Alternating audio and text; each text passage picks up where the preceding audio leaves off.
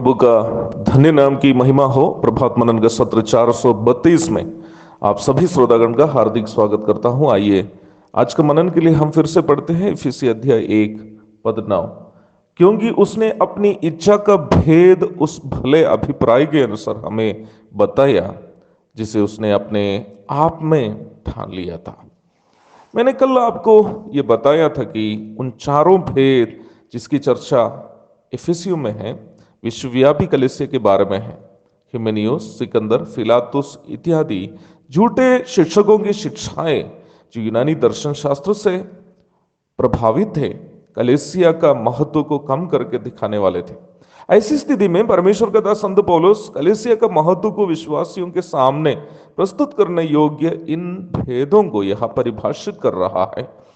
इन भेदों को परिभाषित करने के द्वारा पौलुस यह बात विश्वासियों एवं झूठे शिक्षकों से बता रहा है कि कलीसिया कोई ऐसी योजना नहीं है जो संसार के किसी दर्शन शास्त्री या ज्ञानी के मस्तिष्क में उत्पन्न हुई है। यह पूर्णता एक आध्यात्मिक पद्धति है जिसकी तैयारी स्वयं परमेश्वर ने की है।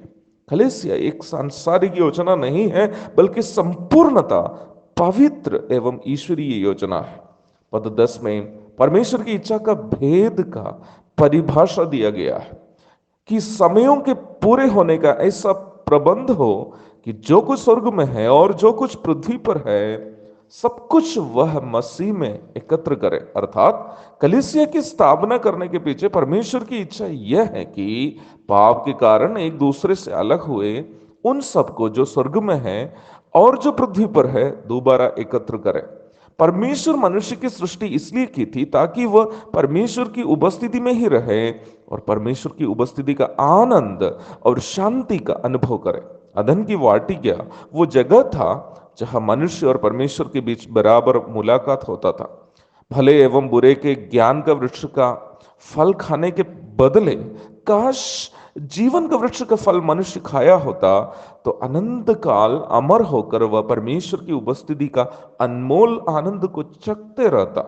पर दुखजनक बात यह है कि मनुष्य उस वृक्ष का ही फल खाया जिसको खाने से परमेश्वर ने मना किया था, परंतु उसका नहीं खाया, उस जीवन का वृक्ष का जिसका फल खाने से परमेश्वर मना नहीं किया था। जीवन का वृक्ष का फल खाया होता तो अमर होकर मनुष्य सदा सर्वदा परमेश्वर के संग रहता। पर शैतान के षड्यंत्र में फंसकर मनुष्य जब अपनी बुद्धि के सहारे निर्णय लिया तो परमेश्वर से अलगाव नामक उस अनंतकालीन मृत्यु के वह शिकार बन गया। उत्पत्ति अध्याय 2 पद 17, अध्याय 3 पद 23 एवं 24, प्रकाशित वाक्य 21 की 8वीं पद। आज भी मनुष्य सामना करने वाली सबसे बड़ी समस्या यह है, यहां तक विश्वासी लोग भी, कि वह परमेश्वर के वचन पर पूर्ण रूप में भरोसा नहीं कर पाते हैं, पर चतुर शैतान के षड्यंत्रों को बिना जाने अपनी बुद्धि का भरोसा करते हुए गलत निर्णयों को लेते हैं और इसके परिणाम स्वरूप निराशा और संकट को झेलने लगते हैं। पवित्र शास्त्र चेताती है, तू अपनी समझ का सहारा ना लेना वरन संपूर्ण मन से यहोवा पर भरोसा रखना। नीति वचन अध्याय 3 पद 5। शैतान हमारी बुद्धि पर प्रभाव डाल सकता है, इसलिए पूर्ण रूप में परमेश्वर के वचन पर भरोसा करना ही मनुष्य के लिए उचित है। अपनी बुद्धि के सहारे ईश्वर बनने की मनुष्य की कोशिश उन्हें नरक का हकदार बनाया। पर दयालु परमेश्वर कलीसिया की स्थापना इसलिए की ताकि मनुष्य पुनः स्वर्ग एवं अनंत जीवन का भागीदार बने। प्रभु दया करे तो कल हम इस भेद पर अधिक चर्चा करेंगे। तब तक के लिए आप सभी से विदा हो जाता हूं। जय मसीह की।